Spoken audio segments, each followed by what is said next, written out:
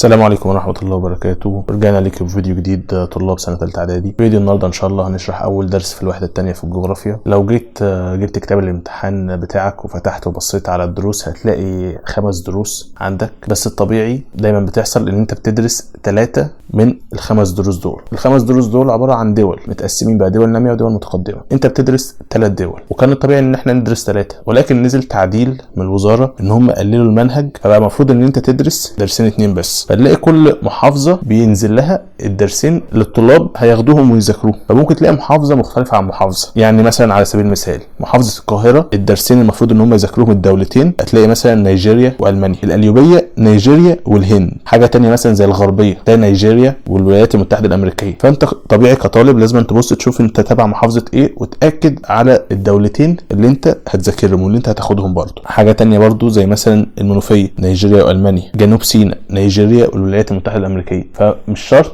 كل المحافظات نفس الدولتين، لا، في محافظات بتختلف عادي. في فيديو النهارده بقى ان شاء الله هنشرح الدرس الاول اللي هي دولة الهند. بس قبل ما نبدا شرح الدرس يا ريت ما تنساش تعمل لايك للفيديو واشتراك للقناه وتفعل الجرس عشان يوصلك كل جديد. عندنا الدرس الاول جمهورية الهند. هنعرف ان جمهورية الهند تعتبر من الدول النامية في قارة اسيا، ولكن الهند حصل فيها تطور كبير سواء بقى في مجالاتها السياسية والاقتصادية. التطور ده ما يأهلهاش انها تخش ضمن الدول المتقدمة، ولكن حصل فيها تطور يشهد للهند انها قدرت تعمل التطور ده. في الدرس بتاع النهارده عن دولة الهند هنفصصها بقى ونتكلم في كل حاجة، ونبدأ بأول حاجة معانا وهي الموقع الفلكي. هنلاقي ان الهند بتمتد بين دائرتي عرض 8 ل 35 شمالا، يبقى الهند في الجزء الشمالي كلها في الجزء الشمالي. طب وخطي طول؟ قال لك خطي طول من 68 درجة ل 97 درجة شرقا، يبقى الهند كلها في الجزء الشرقي. ده ايه؟ الموقع الفلكي. يبقى دائرتي عرض 8 ل 35 شمالا، وخطي طول 68 ل 97 شرقا. طب الموقع الجغرافي بقى، الهند معروفة قارة اسيا. طب عايزين نعرف بقى حدودها، يعني بيحدها من الشمال ايه، من الجنوب ايه، من الشرق ايه، والغرب ايه، والحاجات دي. نبص الاول على الشمال. لو بصينا على الهند في الشمال كده هنلاقي في الهند موجود في الشمال بيحدها دولة اسمها نيبال والصين وبوتان.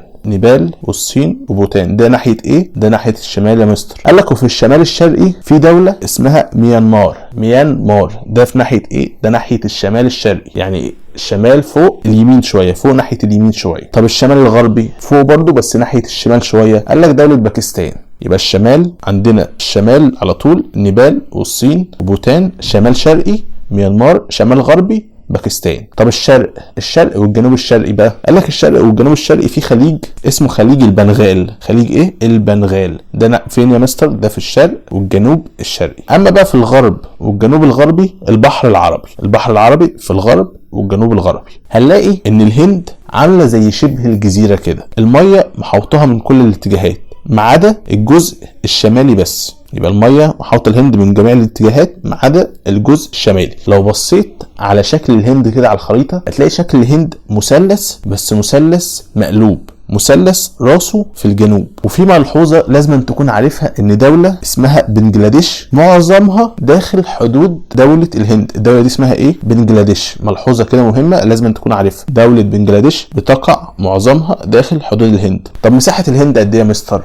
اقول لك مساحة الهند 3.2 مليون كيلو متر مربع. 3.2 مليون كيلو متر مربع. طب نتكلم بقى عن التضاريس شوية. فاكرين التضاريس بتاع الترم الاولاني؟ ايوه هي دي. نتكلم بقى عن التضاريس شوية، وهنقسم التضاريس لجبال وهضاب وسهول. اول حاجة نتكلم على الجبال اللي موجودة في الهند. قال لك موجود جبال اسمها جبال الهيمالايا، ودي في الشمال فوق، وفي جبال اسمها جبال الغات الشرقية واختها جبال الغات الغربية. يبقى الجبال في الهند موجودة جبال هيمالايا ودي عرفنا في الشمال، وجبال الغات الشرقية وجبال الغات ايه؟ الغربية. بس كده في الجبال. طب الهضاب؟ قال لك الهضاب في هضبة اسمها هضبة الدكن. فاكرها الترم الاولاني؟ هضبة الدكن دي واخدة شكل مثلث، بيقطع الهضبة دي انهار. هضبة اسمها هضبة ايه؟ الدكن. طب السهول هنقسمها، عندنا سهول فيضية وسهول ساحليه. السهول الفيضيه بقى زي ايه؟ قال لك سهول فيضيه زي نهر الجنج. ده فين ده؟ قال لك نهر الجنج ده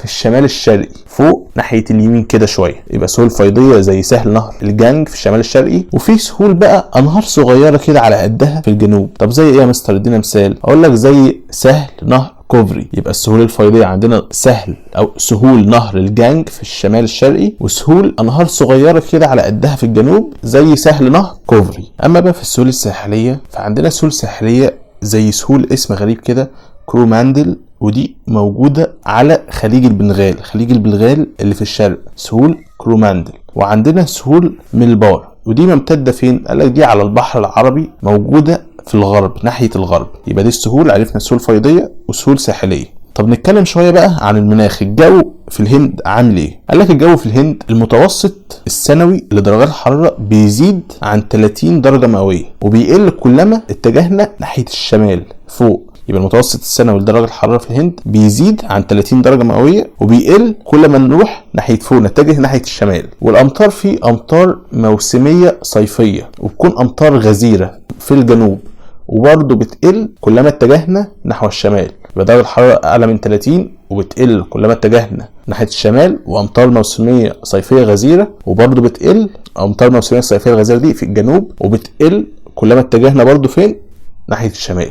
طب النبات الطبيعي بقى، قال لك في الهند في سواحلها الغربيه والشرقيه بتنمو الغابات الموسميه. غابات ايه؟ غابات موسميه. فين؟ في السواحل الغربيه والشرقيه. وبرده في شويه حشائش قصيره كده بتنمو على الهضبه اللي احنا قلناها في الهند، اللي هي هضبه ايه بالظبط كده؟ هضبه الدكن. يبقى النبات الطبيعي في الهند عندنا الغابات الموسميه، ودي سواحل ايه؟ سواحل شرقيه، سواحل غربيه. وعندنا الحشائش القصيره على هضبه الدكن. طب نتكلم بقى شوية عن سكان الهند. اقول لك ان الهند هي تاني دول العالم اكثر سكانا بعد الصين. الصين رقم 1 في السكان، بيجي بعدها الهند. وعدد السكان الكبير ده سبب مشاكل كبيرة للهند، والهند قدرت انها تواجه المشاكل دي اللي هي المشكلة السكانية بسياسات بنقول عليها سياسات تنموية. يعني ايه؟ يعني عشان يحلوا المشاكل دي بدأوا ان هم يهتموا بالتعليم، وكمان يطوروا البحث العلمي. ده خلاهم يقدروا يطوروا بعدين الزراعة والصناعة.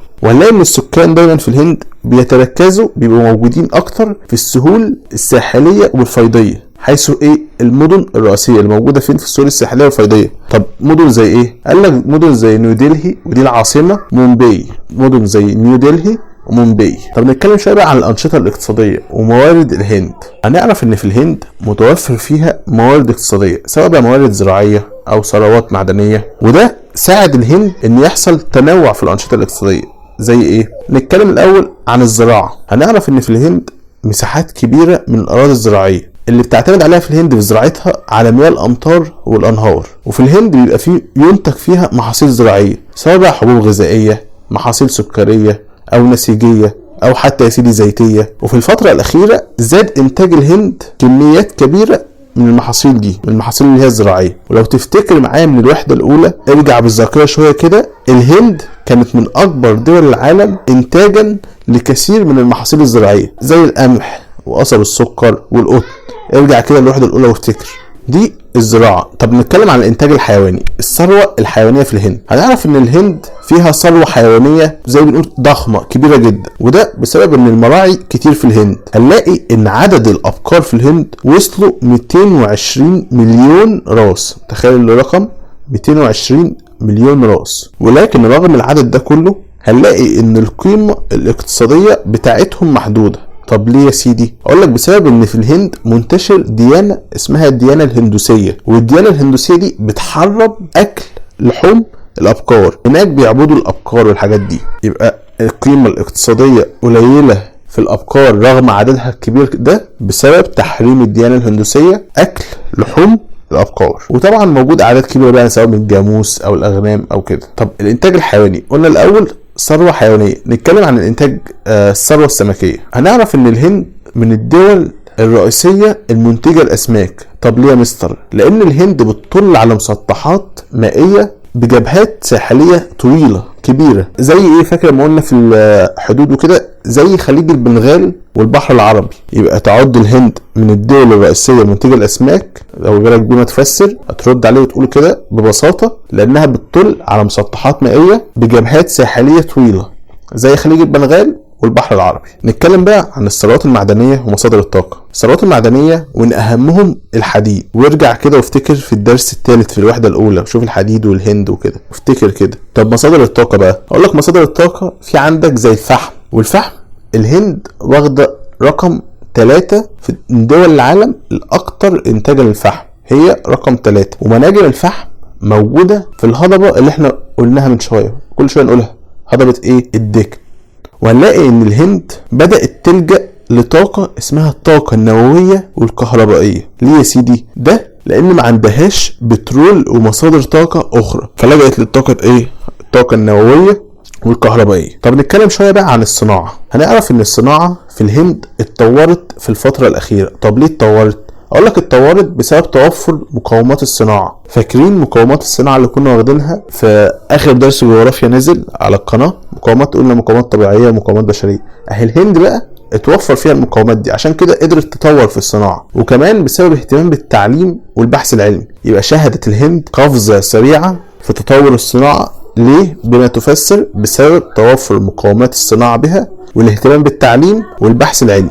طب اهم الصناعات بقى في الهند، في عندك بقى صناعه السيارات، صناعات الالكترونيه، الالات، المنسوجات، صناعات غذائيه، صناعات كيماويه، الحديد والصلب، دي كلها صناعات في الهند. طب نتكلم بقى على اهم مدن الهند. لو بصينا نتكلم الاول على عاصمه الهند وهي نيودلهي. لو بصيت على الخريطه هتلاقي نيودلهي ناحيه الشمال شويه، وهنلاقي ان نيودلهي دي بنقول عليها العاصمه السياسيه. ليه بنقول عليها كده؟ عشان هتعرف كمان شويه. في مدينه نيودلهي بقى موجود فيها بقى كل الجامعات والمراكز الصناعيه والمعالم التاريخيه المهمه الموجوده في الهند. ده فين؟ ده في نيودلهي. عندنا تاني مدينه معانا وهي مومباي. مدينه مومباي دي هتلاقيها باصه على البحر العربي، ومدينه مومباي بنطلق عليها لقب العاصمه التجاريه. عشان كده لما جيت قلت نيودلهي ما قلتش العاصمه وسكت، لا، قلت لك نيودلهي دي العاصمه السياسيه، اما مومباي دي العاصمه التجاريه. طب ليه بنقول عليها كده؟ لان مدينه مومباي من اهم المدن التجاريه في الهند، لان مدينه مومباي اهم مدن الساحل الغربي، وبالطول زي ما قلنا على البحر العربي، ففيها اكبر الموانئ وكمان من اكبر المدن الصناعيه في الهند. ثالث مدينه معانا هي حيدر اباد.